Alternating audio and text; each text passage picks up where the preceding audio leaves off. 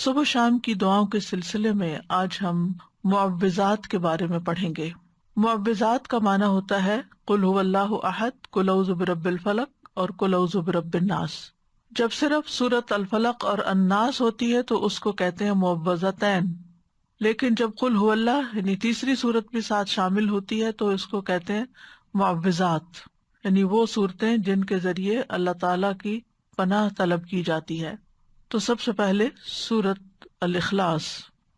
بسم اللہ الرحمن الرحیم قل هو اللہ احد اللہ الصمد لم یلد ولم یولد ولم یکن له کفوا احد۔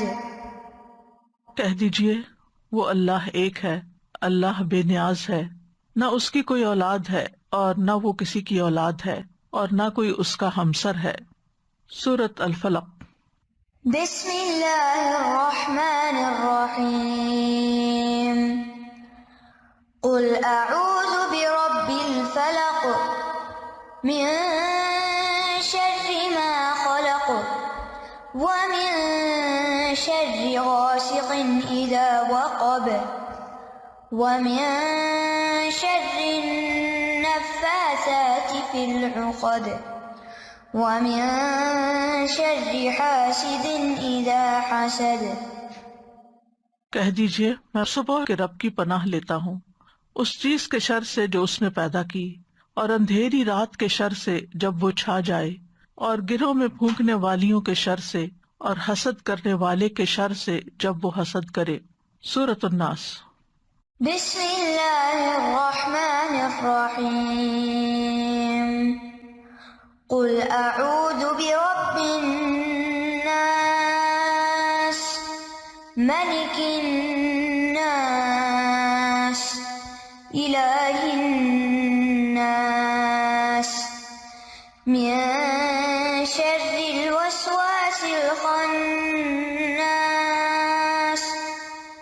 الذي يوسوس في صدور الناس من الجنة والناس۔ کہہ دیجئے میں پناہ لیتا ہوں لوگوں کے رب کی، لوگوں کے بادشاہ کی، لوگوں کے معبود کی، وسوسہ ڈالنے والے کے شر سے جو پلٹ پلٹ کر آنے والا ہے، جو لوگوں کے سینوں میں وسوسہ ڈالتا ہے جنوں اور انسانوں میں سے۔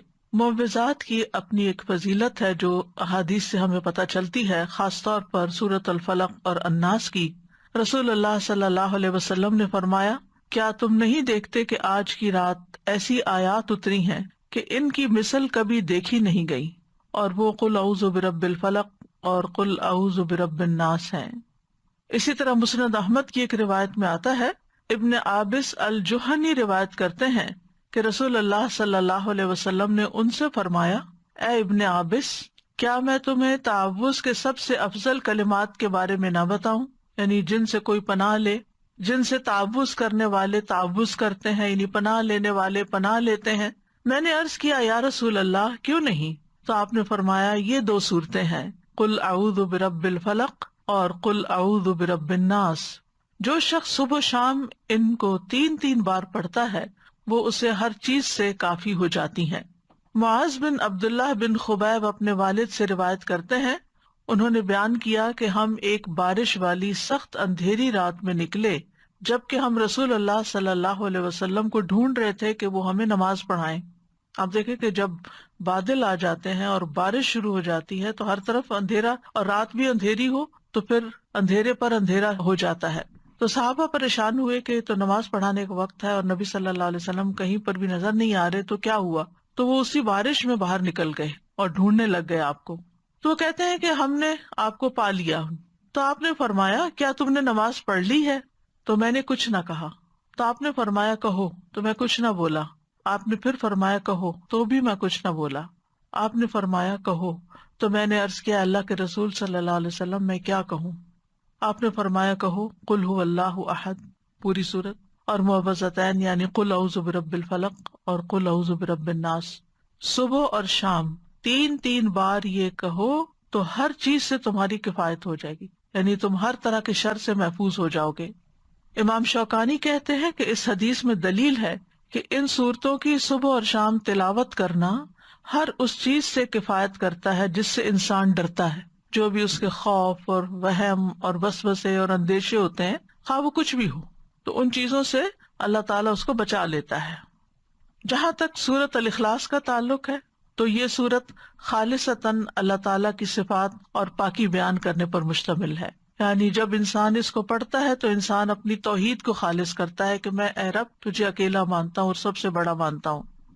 قل هو اللہ احد میں آپ دیکھیے اللہ تعالیٰ اپنی ربوبیت میں، الوہیت میں، الہ ہونے میں، تمام اسماء و صفات میں اکیلا ہے، کسی صفت میں اس کا کوئی شریک نہیں۔ اللہ الصمد، الصمد کے بارے میں 3 اقوال ہیں۔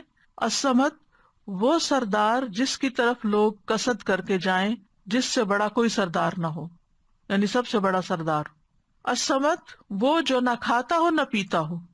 الصمد وہ جو بے نیاز ہو، کسی کا محتاج نہ ہو۔ تو ان معنی کی بنا پر یہ لفظ صرف اللہ تعالیٰ ہی کے لیے استعمال ہو سکتا ہے، اللہ الصمد۔ ابو ہریرہ کہتے ہیں کہ یہ وہ ہستی ہے جو ہر ایک سے بے نیاز ہے جبکہ ہر کوئی اس کا محتاج ہے۔ ہم اپنی تمام حاجتوں میں، ضرورتوں میں اسی کی طرف رجوع کرتے ہیں۔ لم یلد ولم یولد، اس میں بھی اللہ تعالیٰ کی کامل بے نیازی نظر آتی ہے کہ اس کو پیدا ہونے کے لیے کسی کی ضرورت نہیں تھی اور نہ ہی اسے کسی اولاد کی ضرورت ہے کہ جو اس کا سہارا بنے۔ تو اللہ سبحانہ تعالیٰ تو الاول والآخر ہیں، وہ کسی سے جنم نہیں لیا اور نہ ہی انہوں نے کسی کو جنم دیا، سب اس کی مخلوق ہے۔ اس کے علاوہ جو کچھ بھی ہے وہ سب مخلوق ہے اور وہی خالق ہے۔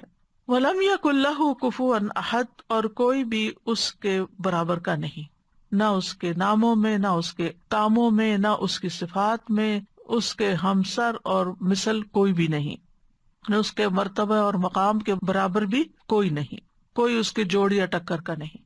تو اس کا مطلب یہ ہے کہ جب ہم یہ اقرار کرتے ہیں تو گویا ہم یہ کہتے ہیں کہ اللہ سبحانہ تعالیٰ سب سے بڑے ہیں اور ہم اسی کو اپنا معبود سمجھ کر اسی کے آگے جھکتے ہیں۔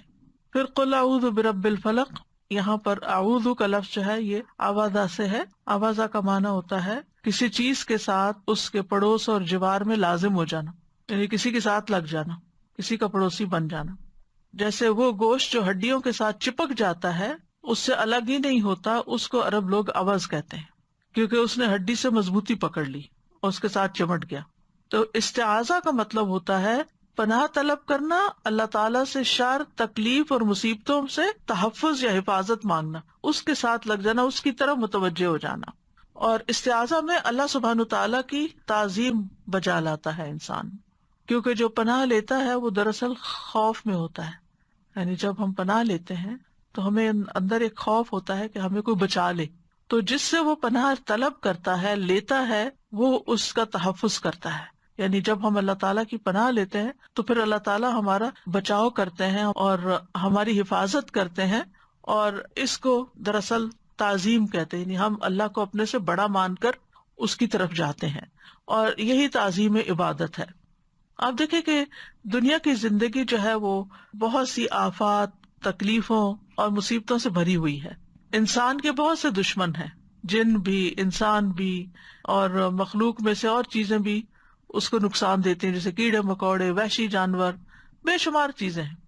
تو انسان کو ان ساری چیزوں سے بچنے کے لیے، ان سارے دشمنوں سے حفاظت کے لیے کوئی ایسی ہستی چاہیے جو ان سب کو کنٹرول کر سکے، اور وہ صرف اور صرف اللہ کی ذات ہے۔